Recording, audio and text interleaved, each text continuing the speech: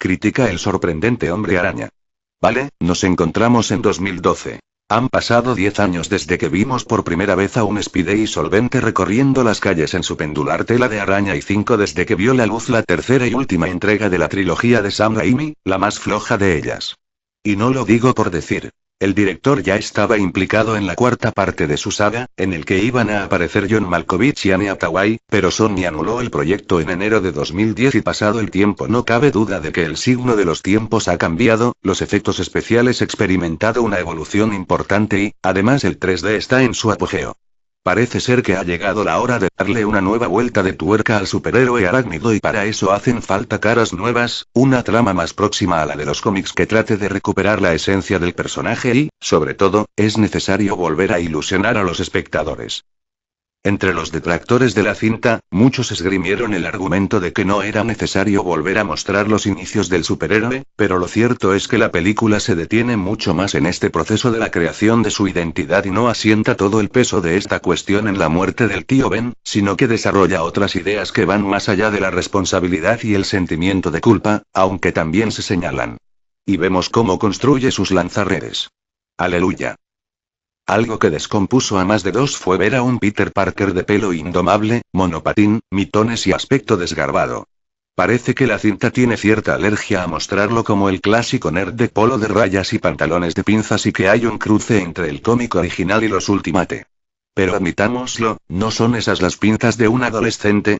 Hay que tener en cuenta que lo conocemos cuando aún no ha terminado el instituto, así que en realidad es un crío de 17 años.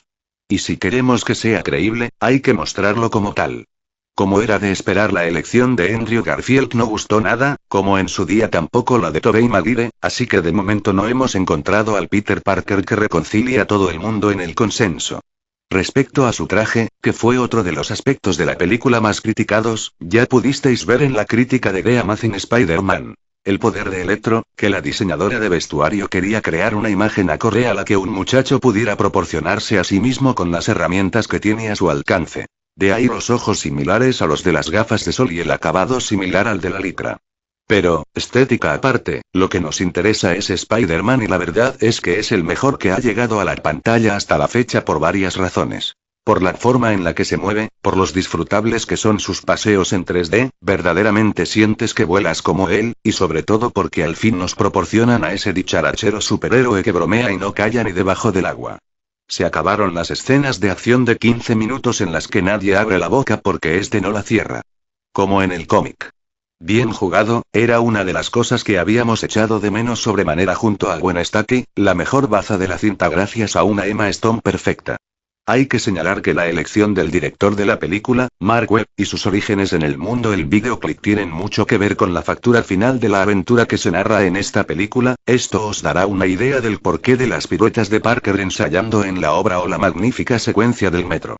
La película comienza mostrándonos cómo los padres de Peter, Campbell Scott y Embeth Davids, le dejan bajo la custodia de sus tíos May y Ben. Interesante la elección de Sally Field y Martin Sheen como soplo de aire fresco, adiós a los moños rancios. Que tienen una presencia mayor en la trama. Y es que la película quiere introducirnos de lleno en la relación de los padres de Parker con Oscorp y sus experimentos de hibridación humano-animal, lo que vendrá a explotarle en la cara en la segunda parte del metraje.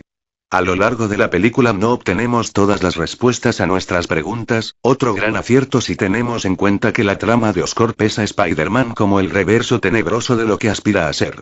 Como gran compañía está implicada en el avance de la tecnología, la sanidad y es una empresa puntera, pero también es una suerte de fábrica de monstruos guiada por un hombre, Norman Oscorp, al que aún no podemos ver pero cuya ambición es insaciable debido a lo que se juega a nivel personal. Las ideas del experto en reptiles y compañero de trabajo del padre de Peter son bien conocidas por todos, para nuestra desgracia. Aunque en un principio su motivación es la de sanar miembros enfermos aplicando la capacidad de autorregeneración de los reptiles a los mamíferos, cuando prueba su suero en sí mismo experimenta un progresivo poder que le nubla el entendimiento. ¿Es el ser humano débil y decepcionante por tanto? ¿Hay que mejorarlo genéticamente? Todo esto nos remite al debate sobre la eugenesia y otras teorías que dan bastante miedito si tenemos en cuenta a qué lugares nos han llevado a lo largo de la historia. ¿Por qué escoger a este villano en particular para el relanzamiento de Spider-Man?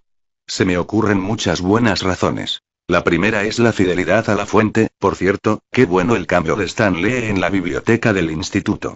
Recuerdo esa secuencia del cómic, pero además el Dr. Kurt Connors al que da vida Rhys Ifans tiene varias capas interesantes. Por una parte experimenta cierto paternalismo respecto a Peter, pero su drama interior por la ausencia de su brazo derecho es más fuerte que su cuatela como científico y le hace ir más allá.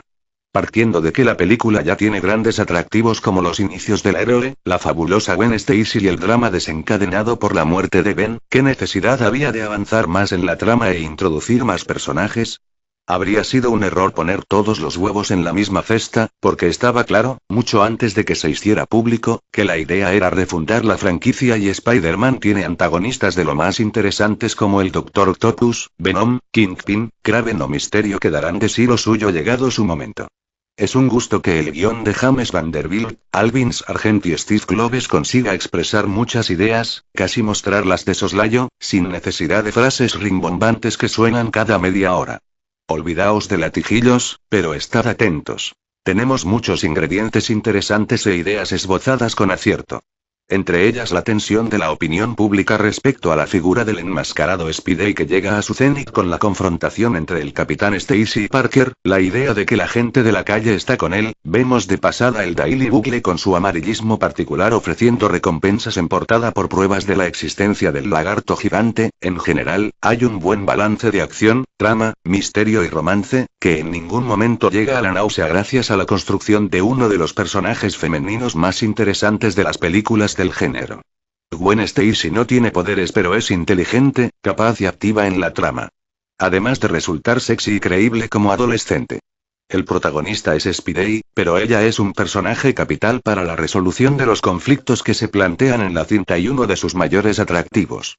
Lo primero antes de encarar esta crítica, debemos recordar una cuestión que ya se mencionó en la crítica comiquera del Spider-Man de Sam Raimi. Hacer una adaptación de Spider-Man es tremendamente complicado. En primer lugar, porque se trata de un superhéroe tremendamente popular, cuya historia y mitología es sobradamente conocida por el gran público. Y, en segundo, porque su historia ha sido contada durante 50 años de manera prácticamente continuada, generando una compleja trama de arcos argumentales, giros y enfoques, que dificultan mucho situar al personaje de una forma que guste tanto a los leguleyos del cómic como al público poco familiarizado con el trepamuros. Tras estas consideraciones, dejaremos claro que no vamos a comparar el Amazing Spider-Man de Mark Waid con la anterior saga de Spider-Man, dirigida por Sam Raimi. Las comparaciones son odiosas y sería como comparar el Batman de Nolan con el de Tim Burton. Son concepciones distintas, y de épocas que no pueden compararse. Ahora bien, eso no significa que no vayamos a entrar a cuchillo con ella. Así que poneos el delantal, que esto va a salpicar. Arranquemos con la siguiente cuestión. El argumento que los defensores de la cinta que hoy nos traemos entre manos. Amazing Spider-Man es la versión más fiel del personaje en cine. Ante esta cuestión yo me pregunto. ¿A qué cómic hablamos cuando decimos que Andrew Garfield es el que más se parece a Peter Parker? ¿Hablamos de la versión tradicional o la de Ultimate?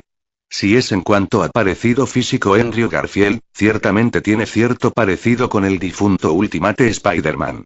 Pero su retrato de manos de guionistas y director no puede estar más alejado de la idea fundamental del personaje.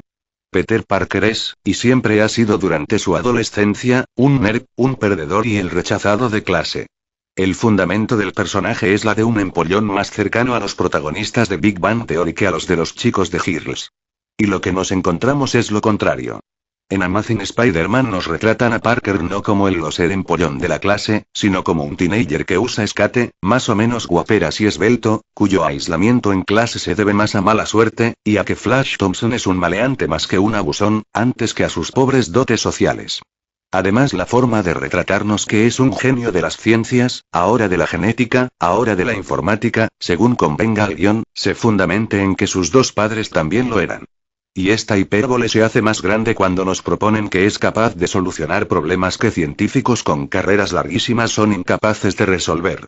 Eso sí, para buscar en internet no usa ni Google académico ni buscadores frikis. Usa Bing.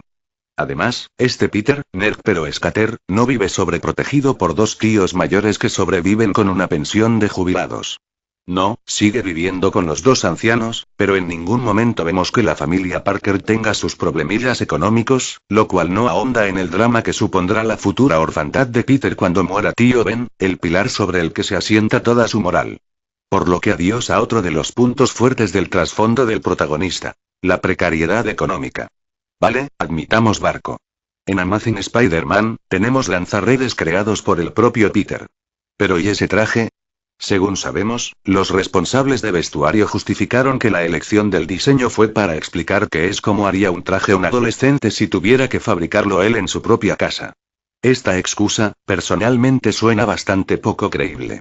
Si un adolescente tuviera que hacerse un traje, posiblemente fuera menos sofisticado de lo que los responsables de la cinta hacernos creer. Lo que, en cambio, sí parece es un gancho para modernizar a Spider-Man, y diferenciarlo del de Raimi. Con bastante poco acierto, por cierto. Diseños sacados de una rave, cristales reflectantes de gafas ahumadas, lanzaredes que emiten luz cada vez que se usan. Otra comparación que suelo oír es que este Spider-Man es chistoso, como en los cómics.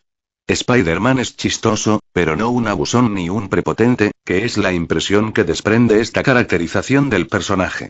Incluso vacilando a sus rivales, el Spider-Man que conocemos llega incluso a contener su fuerza aumentada, porque sabe que podría reventarle la cara a sus enemigos si golpeara con toda su fuerza. La justificación de que es joven, está vengándose, es inexperto no vale porque eso no se ve en la película, como tampoco se ve la educación que los Parker inculcaron a su sobrino y que resume en todo gran poder conlleva una gran responsabilidad. Una frase lapidaria que todo fan de medio pelo de Spider-Man conoce, ni la olemos en toda la cinta. El tío Ben que nos interpreta Martin Sheen es incapaz siquiera de hilar tan sencilla cita sobre la que se construye toda la historia del personaje, tanto en los cómics como en sus infinitas adaptaciones. ¿Tan difícil era ceñirse a una cita que fundamenta la moral, los ideales y la visión del mundo de este superhéroe? Al parecer sí. En definitiva, este Spider-Man no se parece en nada al de los cómics. En su lugar es un refrito posmoderno, visualmente atractivo pero completamente vacío. Pero dejemos al protagonista, en su lugar vamos ahora con Gwen, la chica. Afortunadamente la única fidelidad del personaje respecto al del cómic radica en la relación amorosa que mantiene con Peter Parker. Admitamos, eso sí, que la actriz Emma Stone hace un gran trabajo, mejorando notablemente a la Gwen Stacy del cómic tradicional, ora mujer florero, ora princesa en apuros y víctima de Norman Osborn. Aunque su papel tampoco es algo como para echar cohetes, ojo. Hija del policía que persigue a Spider-Man, Dennis Leary, la relación con el prota suena a recurso facilón y forzado más propio de una película de melodrama romántico teen, que de una de superhéroes. Paralelamente, el villano, el lagarto, más conocido como el Dr. Kurt Connors, el cual está interpretado por el grandísimo Rhys Ifans, es sencillamente genial. Su caracterización es más que correcta. De acuerdo que su aspecto no es del todo fiel a los cómics, le falta hocico. Pero visualmente es tan correcto y el personaje está donde tiene que estar, que esos son detalles sin importancia. Del resto de personajes, los secundarios, tampoco es que se pueda decir mucho más. Tía May, Sally Field, la otra figura notable ata cinta pasando del llanto y la depresión a la paranoia y el secretismo, repitiendo ad nauseam aquello de que hay secretos que es mejor no conocer. A veces, más que una viuda en duelo, parece un agente durmiente del KGB. El guión ya es otro tema aparte. Carente de coherencia y dado a forzar situaciones para que la película avance, en general la historia se mueve más por efectismo que por profundidad. Un ejemplo es la persecución policial y el contubernio de los operarios de grúas que movilizan media ciudad para ayudar al superhéroe. Y no es la única escena falta de coherencia. La forma en la que Peter se cuela en Oscorp, cómo descubre sus poderes, incluso, la conclusión de la película tras cierto funeral y en cuanto a efectos especiales, no está mal. Son majos, vistosos si cabe. Spider-Man es creíble cuando se mueve, y aunque ahora el trepamuros parece más un Yamakasi, artista de Parkour, que un hombre araña, en general el resultado final queda bien y los efectos visuales están currados. Claro que la banda sonora James Horner no es precisamente ni emocionante, ni tampoco transmite sensación de vértigo, acrobacias y fuertes emociones.